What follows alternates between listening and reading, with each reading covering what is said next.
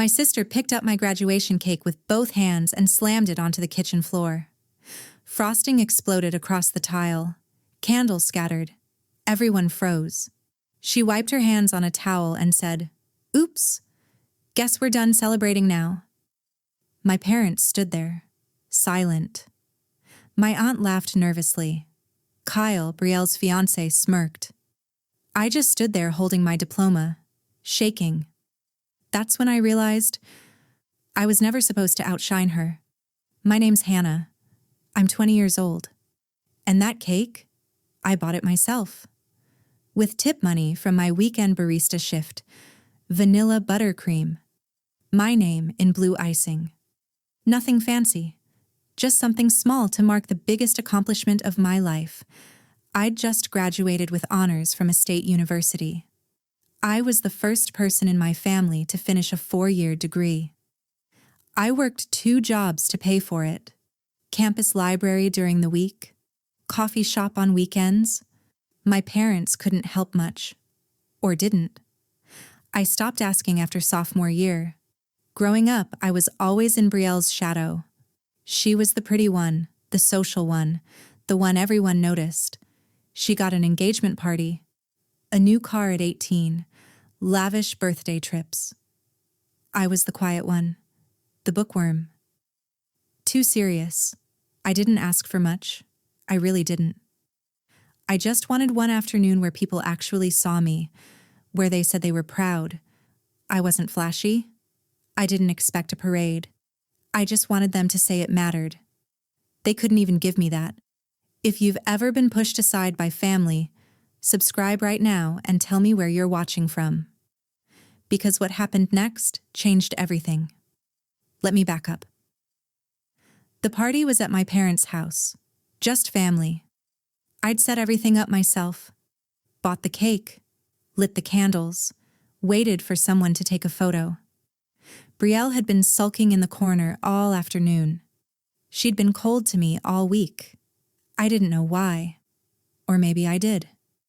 Maybe she just couldn't stand not being the center of attention for once. My mom finally said, "Okay, let's sing." Her tone was flat, distracted, like she was reading off a grocery list. They started singing. Barely. Then Brielle cut them off. "Can we talk about how ridiculous this is?" she said, loud enough for everyone to hear. She went to a state school. It's not like she got into Yale. A few people laughed uncomfortably. My dad chuckled. "Brielle, come on." But he didn't defend me. He didn't tell her to stop. I felt my chest tighten.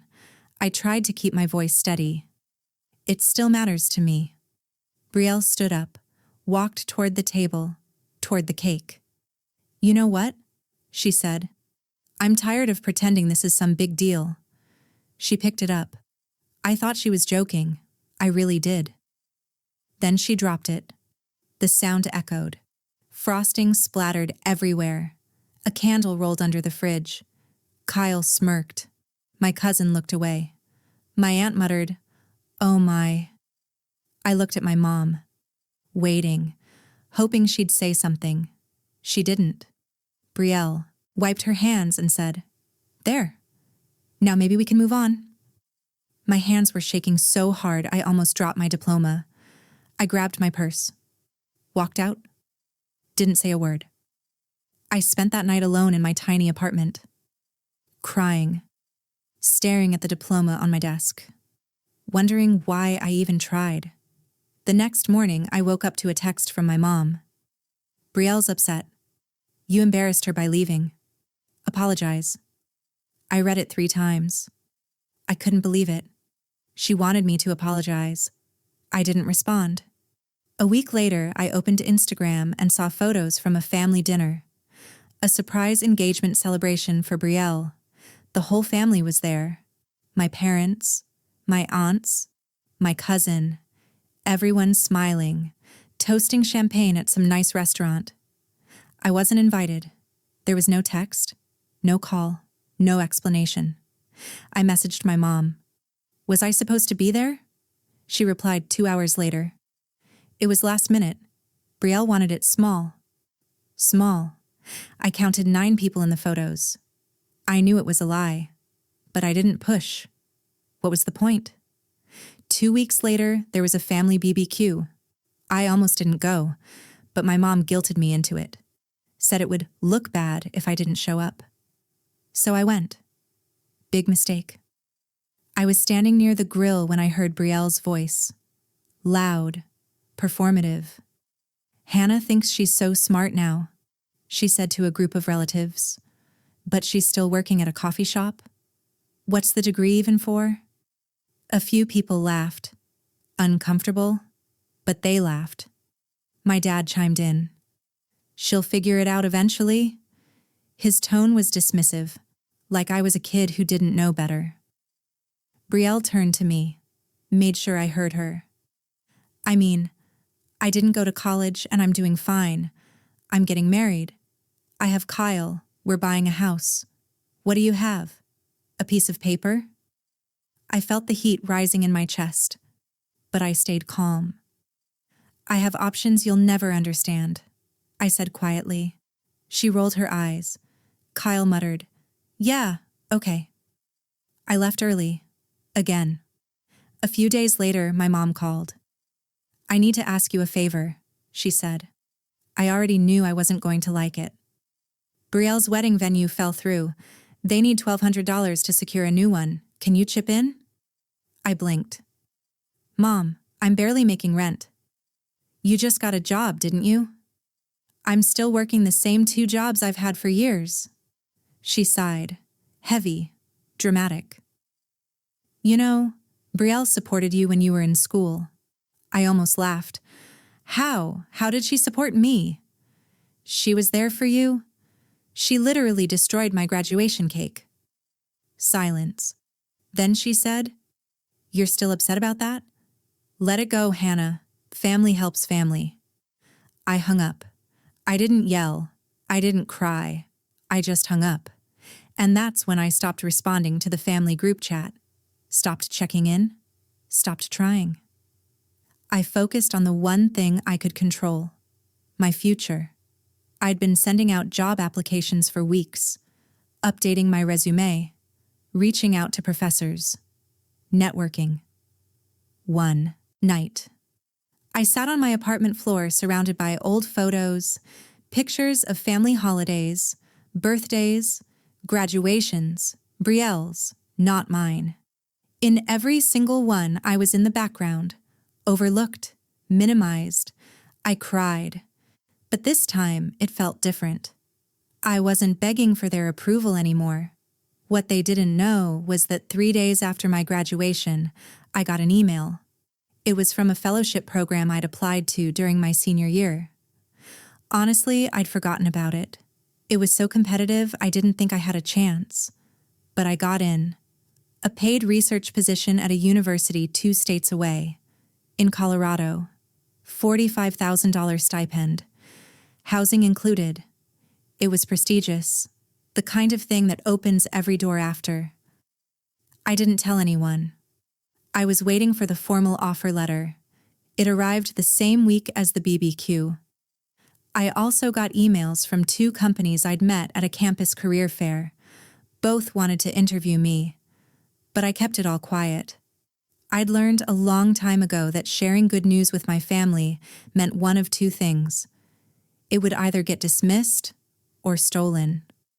For once, I wanted something that was just mine. So I started planning, quietly. I didn't owe them an announcement. I didn't owe them anything. I told one person, my best friend from college, Marisol. She came over the night I got the official contract in the mail. I showed her the letter. She screamed, hugged me so tight I couldn't breathe. You're really just gonna leave without telling them? She asked. Yeah. Good. Her eyes were fierce. They don't deserve a goodbye. But then she got serious. Your mom's gonna freak when she finds out. I know. You ready for that? I nodded. I think so. I started packing, slowly. A box here, a bag there. I put in my 2 weeks' notice at both jobs. Meanwhile, Brielle started texting me again, but not to apologize, not to check in. She wanted me to be a bridesmaid. I know we've had our issues, but you're still my sister. Say yes? I stared at the message for a long time. I didn't respond. A few days later, my mom left me a voicemail. I didn't pick up. I listened to it later. Brielle's really trying, Hannah. The least you could do is show up for her. She's family. Stop being so sensitive. I saved it. I don't know why. Maybe I needed proof. Maybe I needed to remember. The fellowship contract came in the mail. Official. Real. I signed it. Scanned it. Sent it back. Done. That night, I decided something. I was going to go to one last family dinner. Not to apologize. Not to beg. To close the chapter. On my terms. Marisol texted me that morning. You've got this. Walk in there like the winner you are. I showed up on Sunday. Calm. Collected. I wore a nice blouse. Jeans. Nothing fancy. But I felt different. Stronger. Brielle saw me first. Oh, look who decided to show up. Still mad about the cake? I set my bag down. Looked her in the eye. Actually, no. I'm not mad anymore. She looked confused. Kyle smirked like he always did. My mom brought out food, trying to smooth things over. Let's just have a nice dinner, okay? We sat. We ate. Small talk. Awkward silence. Then, midway through, Brielle couldn't help herself. So are you going to be in my wedding or not? Because I need to know. You've been ignoring me. I took a breath. I won't be able to make it. Her face twisted. Are you serious? You're that petty? My dad jumped in. Hannah, come on, it's her wedding. I stayed calm. I'll be out of state. I accepted a fellowship. Silence. Complete silence. My mom blinked. A what? A research fellowship. It's a paid position at a university in Colorado. I start in 3 weeks. Brielle's mouth fell open. Kyle shifted in his seat. My dad stared at me. You didn't think to tell us? Why would I said. My voice was steady, clear. You didn't care when I graduated. You didn't defend me when Brielle trashed the one thing I was proud of. You didn't even invite me to her engagement dinner. My mom started to deflect. That's not fair. I pulled out my phone. I played the voicemail. Her voice filled the room. Stop being so sensitive. Then I pulled up the Instagram post. The family dinner. Everyone but me. I turned the screen toward them. You made it really clear where I stand. So I stopped waiting for you to be proud of me. I'm proud of me. Brielle's face went red. Oh, so now you think you're better than us? No, I said. I just finally realized I don't need you to validate me. I stood up, grabbed my bag. My mom's voice got sharp. If you leave now, don't expect us to... I cut her off. I don't expect anything from you anymore, and that's the most freeing thing I've ever felt. I walked out. No yelling, no crying, no slamming doors. Just clarity. As I got in my car, I glanced back at the house. Brielle was standing at the window, watching me. For once, she had nothing to say. 3 weeks later, I moved to Colorado. Marisol helped me load the car. We hugged in the driveway. She was crying. You're going to do amazing things, she said. I believed her. The fellowship was everything I hoped for. Challenging, meaningful. I was surrounded by people who respected my work, who saw me. My family didn't reach out. Not for 2 months. Then one night, I got a text from my mom. Brielle's wedding was beautiful. Wish you'd been there. Hope you're okay. I read it. I didn't reply. I deleted it. A week later, Brielle sent a message. I'm sorry about the cake. I stared at it for a long time. It wasn't enough. But it was something. I didn't respond. Maybe one day. But not today.